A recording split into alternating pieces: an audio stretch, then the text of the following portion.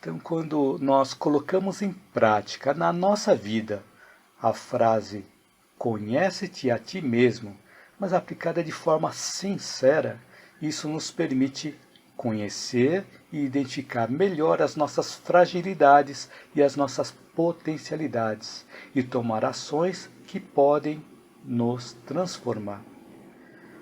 Então, não quando eu era pequeno, porque ainda sou, né? Quando eu era muito novo, quando eu era criança, eu sofria muito bullying.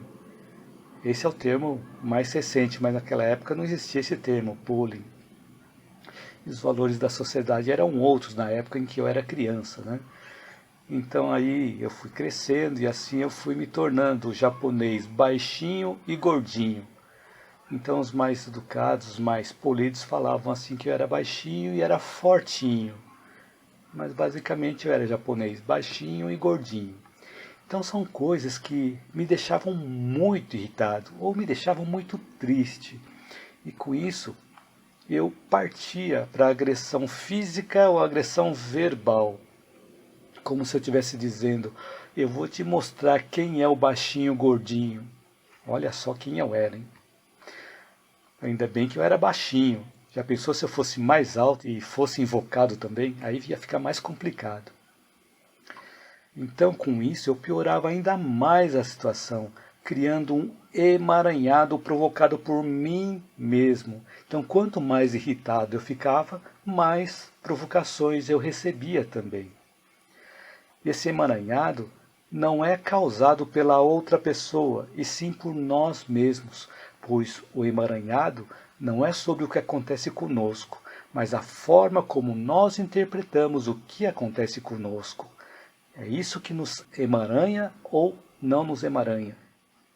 Então essa mudança não aconteceu de uma forma muito rápida em mim. Pelo contrário, essa mudança veio acontecendo de forma muito lenta e demorou muito para começar a acontecer essa mudança.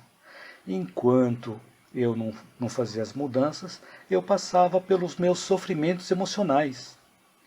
Então, para que você não precise passar tanto tempo quanto eu passei para descobrir esse caminho, eu venho compartilhando esses conteúdos através dos vídeos, através das minhas vivências, das minhas experiências, através dos meus estudos e pesquisas.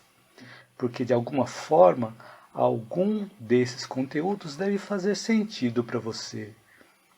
E também que, fazendo sentido, você vai poder colocar em prática na sua vida e diminuir também a duração do seu sofrimento emocional. Por exemplo, quando eu entrei na faculdade de engenharia para poder fazer a disciplina de educação física, todos nós tivemos que passar por um exame médico.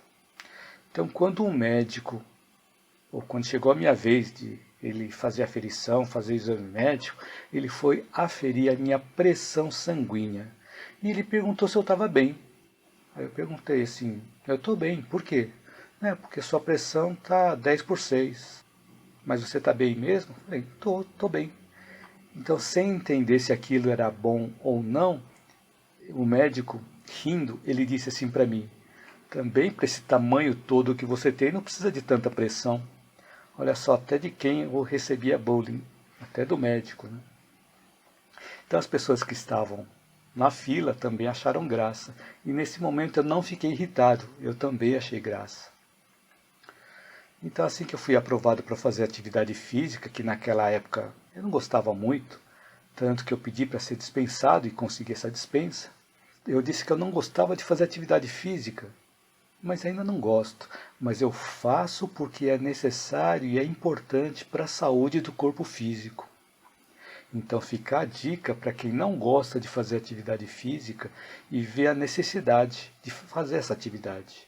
Então a minha sugestão é que você busque uma orientação com algum profissional qualificado para te orientar, algum personal trainer, alguém com uma formação qualificada para poder te orientar.